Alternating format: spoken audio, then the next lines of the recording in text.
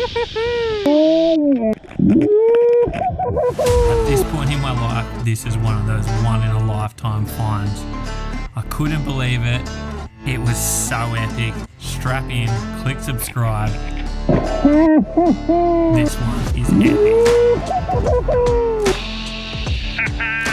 It had been a wild 2 weeks of weather. I need water to get into these little creeks, but not this much. 1 in 1,000 year flood event. At high tide was around 9, the highest point. Sea water, locals there to see. How's your 3 a.m. adventure? How's your gas bottles? They're looking good. Good. Oh! No, walk slower. After a sleepless night, we used the low tide to evacuate. That night, 1.5 meters of water came through the house. The cabin's located right down near the river mouth, so no one thought it would ever flood there. We took the right precautions and left just in case, and Beda had come over to my house, but we went back a week later to just devastation. It seemed to impact Boy the most. Did you have a big day in the floods, boy? Are you ignoring me, boy? Are you sleeping, boy? Boy, are you sleeping? After weeks of cleaning and just looking at devastation, I just needed to get away. So I took Beda and Boy to my special spot. It's halfway up a mountain, it's super hard to find gold, but you've got a chance of finding nuggets. I was not ready for how this weekend was going to play out. We just found the first of it.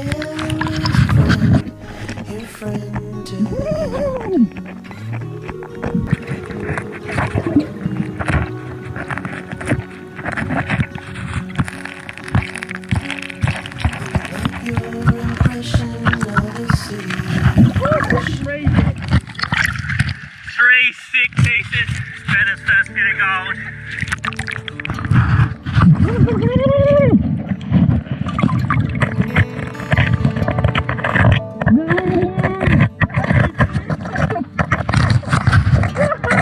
So I'll show you the other thing we can do.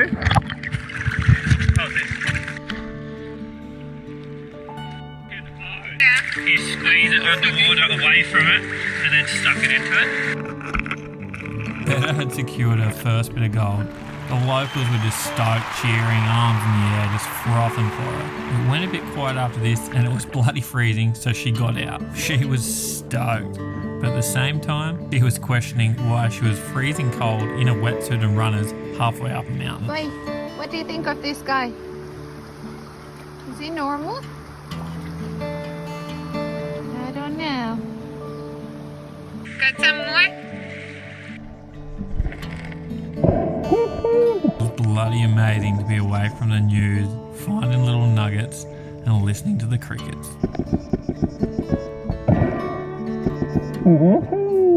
Not long after this, the wind picked up, and I mean like 80 to 100 km/h winds. Trees were falling everywhere and we actually had to just scramble down. As we got to the last bend of the river before we could see the car, I remembered the awning was still up. Sometimes it doesn't matter how much gold you may or may not have found when the wind is gusting that bad. Nah, trash my car. Devo? Devo. What are you wearing, mate? My camping outfit.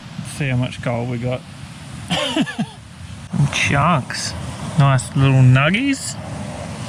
Ain't gonna pay for that, but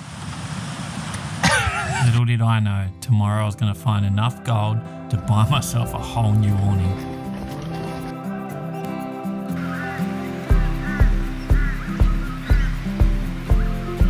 somehow I got the awning back in. Some snacks. Dog's getting a massage. The chicken's on. A couple of nice little mini nugs from today.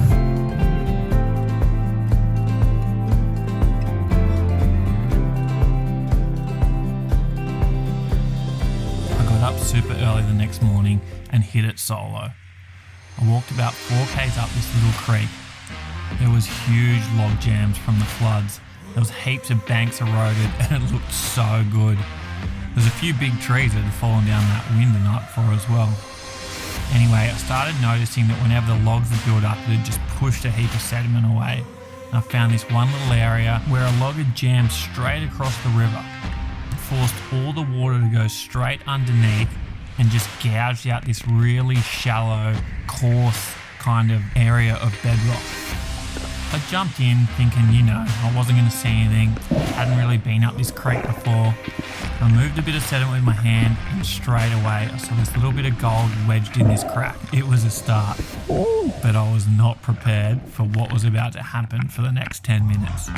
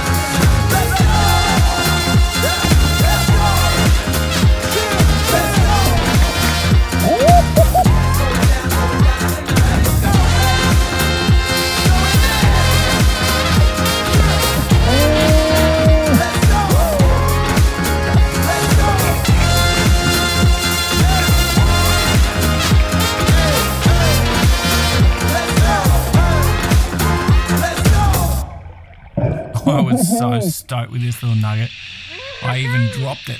This was the first time finding larger pieces of gold for me, and there was no work involved, no digging for hours, no moving big boulders. It was all just sitting out in the open. I could not believe what was happening. I was just frothing.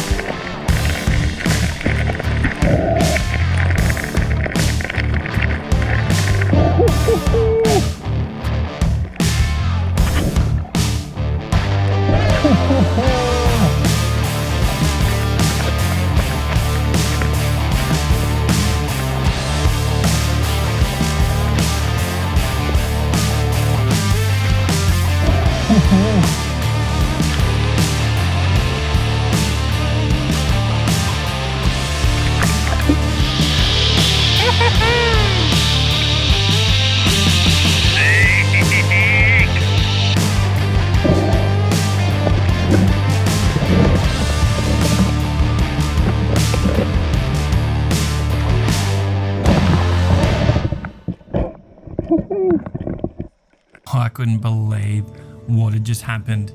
I've spent hours and days just digging rivers and going up these creeks and just, you might find 2 or 3 specks, and I just walked up, laid in one tiny area, and it was just covered in nuggets. I was so stoked. And yes, it is bloody hard to pick up gold sometimes off the bottom when it won't fit in a snuffer bottle and you're trying to pick them up. It's a pain in the ass. This was definitely one of those days when I was stoked that I'd go out and give stuff a crack. I put off doing stuff like this for years, but I'll tell you what, you ain't gonna find gold sitting on your couch. So just go out and start having a look. Worst case, you'll find some epic camp spots and just be out in nature and have a sick time.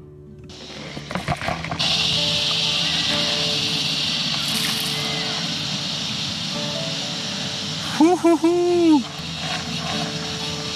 Oh, ho, ho, ho. Nuggies!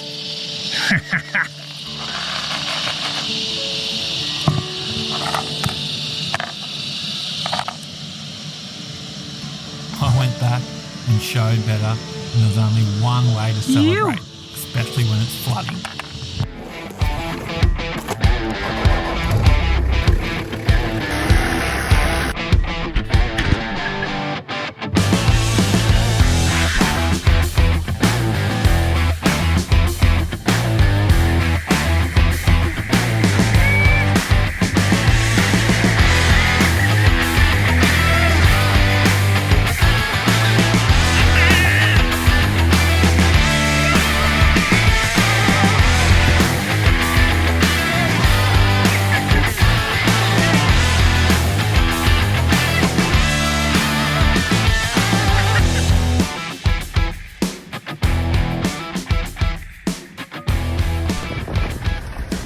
The 5th one.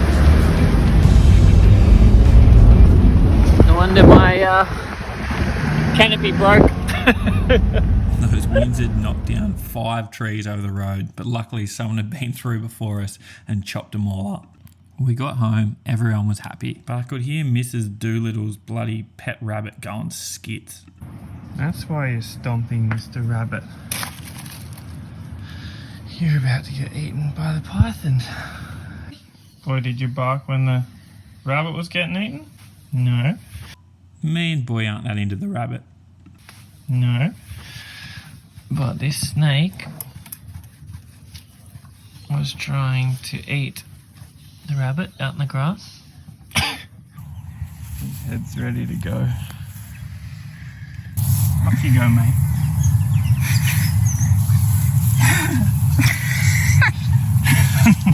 It was an epic getaway, and everyone was happy, even Boy. Possibly even that little devil thing with red eyes as well. It's really nice, chunky gold.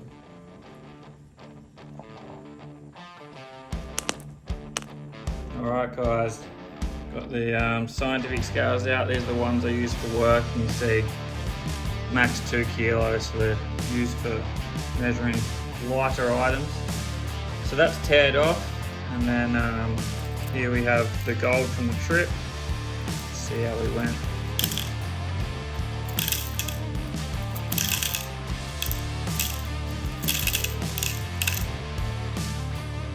Whew. 11.3 grams. Ew. That's a new awning. Stoked. Alright guys, if you're enjoying these videos, leave a comment. Tell me what you're liking about them. See you next time. Hit subscribe. There's a lot of gold and a lot more adventures to come. Just skidded all this way.